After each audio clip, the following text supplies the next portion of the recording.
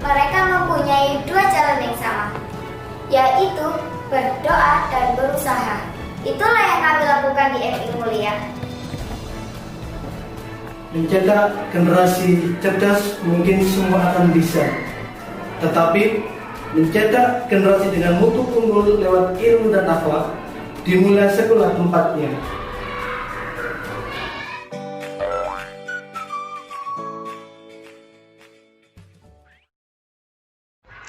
Assalamualaikum warahmatullahi wabarakatuh. Selamat pagi anak-anak hebat, bagaimana kabarnya hari ini?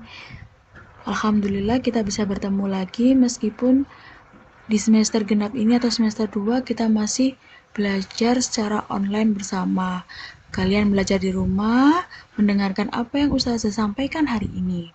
Hari ini kita akan belajar sejarah kebudayaan Islam, pelajaran 6 tentang mengetahui masa dewasa Nabi Muhammad SAW. Kita akan belajar bersama Ustazah Tiwi tentunya. Jangan lupa disimak ya pelajaran hari ini. Materi yang akan kita bahas yang berkaitan dengan masa dewasa Nabi Muhammad SAW ada 3. Yang pertama, ketika Nabi Muhammad menikah dengan Khadijah, keteladanan Nabi Muhammad dalam keluarga, dan keteladanan Nabi Muhammad dalam bermasyarakat. Yang pertama, ketika menikah dengan Khadijah. Pada waktu berusia 25 tahun, Muhammad menyanggupi permintaan Khadijah untuk berdagang ke negeri Syam. Pada saat berdagang, Muhammad dibantu oleh Maisarah, seorang pembantu Khadijah. Sejak awal pertemuannya dengan Muhammad, Khadijah sudah tertarik melihat penampilan Muhammad yang sopan dan berwajah tampan. Khadijah menikah dengan Muhammad pada usia saat itu Khadijah 40 tahun, sedangkan Nabi Muhammad berusia 25 tahun.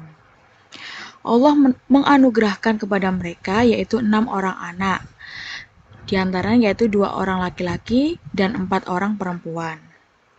Mereka adalah Al-Qasim, Abdullah, Zainab, Ruqayyah, Ummu Kulsum, dan Fatimah.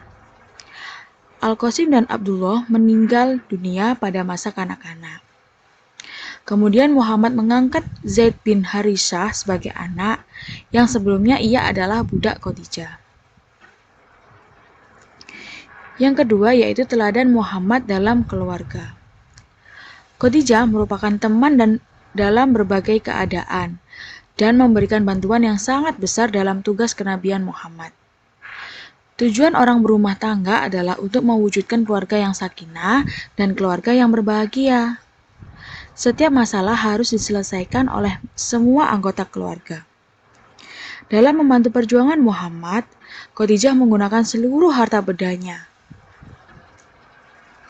Pada saat Muhammad berkeluarga dengan atau berumah tangga dengan Khadijah, ada suatu cerita, yaitu ketika pada saat itu, Khadijah meminta tolong kepada Muhammad untuk membelikan buah delima. Buah delima itu sudah dicari oleh Nabi Muhammad ke sana kemari. Tapi karena pada saat itu bukan musim buah delima, akhirnya buah delimanya itu susah sekali untuk dicari. Setelah berhasil mendapatkan buah delima dengan harga yang sangat mahal, Nabi Muhammad segera atau bergegas untuk pulang. Tetapi di tengah perjalanan, Nabi Muhammad berjumpa dengan seseorang laki-laki yang terlihat bingung dan bersedih. Ketika ditanya oleh Nabi Muhammad, ternyata istrinya tersebut atau istri dari laki-laki tersebut sedang hamil dan sedang menginginkan buah delima, tetapi ia tidak dapat buah delima tersebut. Akhirnya Nabi Muhammad merasa terharu dan tanpa berpikir panjang lagi menyerahkan buah delimanya. Sesampainya di rumah, ia menceritakan kejadian yang baru saja dialaminya kepada Khadijah. Mendengar cerita suaminya, Khadijah terdiam dan ia pun tersenyum. Khadijah berkata, "Kalau memang buah delima itu engkau berikan kepada orang yang membutuhkan, aku ikhlas. Itulah sedekah kita." Dari cerita tersebut kita bisa mengambil hikmah, yaitu kita harus sayang kepada semua keluarga kita, termasuk orang-orang yang ada di sekitar kita. Kita tidak boleh marah kepada keluarga kita sendiri apabila kita tidak mendapatkan apa yang kita inginkan. Justru kita harus mendukung apa yang keluarga kita lakukan. Kalau memang yang dilakukan adalah perbuatan yang baik, kita harus mendukungnya. Tapi apabila ada yang perbuatan yang jelek dilakukan, kita harus mengingatkan keluarga kita. Itu adalah keteladanan Nabi Muhammad dalam lingkungan keluarganya. Selanjutnya yaitu keteladanan Muhammad dalam hidup bermasyarakat. Sosok Nabi Muhammad adalah pribadi yang sempurna, yang memiliki sifat, watak, dan budi pekerti yang menyenangkan orang lain. Oleh karena itu, Muhammad diberikan gelar Al-Amin oleh masyarakat Mekah. Ada yang masih ingat apa arti Al-Amin? Ya, betul sekali. Yang dipercaya atau tidak pernah mengingkari sesuatu hal.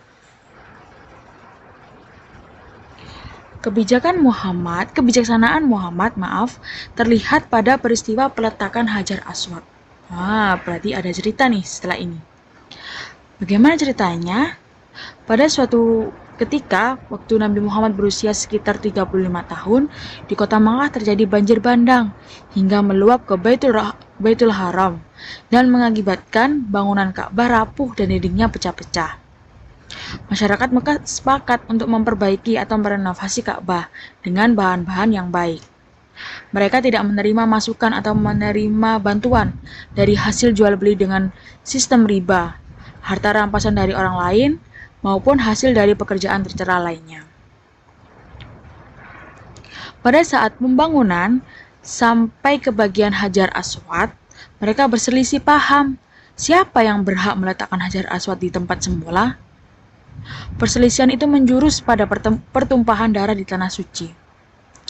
Datanglah pembesar Quraisy, Abu Umayyah bin Mughirah al-Makhzumi, dan ia pun berkata, "Angkatlah untuk menjadi hakim di antara kamu orang yang pertama kali masuk lewat pintu masjid. Allah menghendaki orang yang berhak tersebut adalah Nabi Muhammad SAW." Jadi ketika pembesar Quraisy berkata seperti itu, tidak lama kemudian Nabi Muhammad memasuki pintu masjid. Ketika mengetahui hal itu, mereka semua yang ada di situ berbisik, "Inilah Al-Amin. Kami rela atas keputusannya. Inilah dia Nabi Muhammad SAW." Setelah itu Nabi Muhammad meminta sehelai surban dan meletakkan Hajar Aswad tersebut tepat di tengah surban. Para pemuka kabilah yang berselisih paham tadi diminta untuk memegangi ujung-ujung surban dan secara bersama-sama mengangkatnya. Setelah sampai di dekat tempat semula, Muhammad mengambil Hajar Aswad dan meletakkannya di tempat semula. Selesailah perselisihan itu dan Nabi Muhammad semakin dikenal sebagai orang yang jujur dan bijaksana dalam segala hal. Itulah keteladanan Nabi Muhammad dalam bermasyarakat. Jadi kita harus meneladani sikap dan sifat Nabi Muhammad. Kita harus jujur, kita harus bersikap bijaksana, adil terhadap memutuskan suatu permasalahan. Jadi agar tidak terjadi perselisihan di antara orang-orang di sekitar kita, termasuk terhadap kita dan teman-teman kita semua.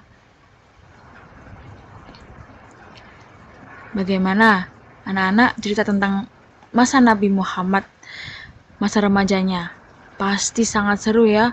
Kita bisa memetik semua pelajaran apapun itu, mulai dari kita harus bersikap jujur, kita harus sayang kepada keluarga, kita tidak boleh marah apabila keinginan kita tidak terpenuhi, kita harus bijaksana terhadap suatu permasalahan.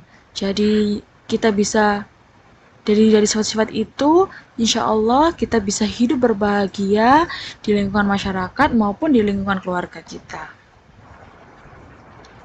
Terima kasih atas perhatiannya anak-anakku. Semoga ilmu yang Ustazah Tiwi sampaikan hari ini dan cerita yang Ustazah Tiwi sampaikan hari ini bisa bermanfaat untuk kalian semua. Untuk tugas Sejarah Kebudayaan Islam atau SKI akan Ustazah sampaikan pada pertemuan selanjutnya ya. Jangan lupa dibaca bukunya agar kalian lebih memahami cerita tentang masa remaja Nabi Muhammad SAW.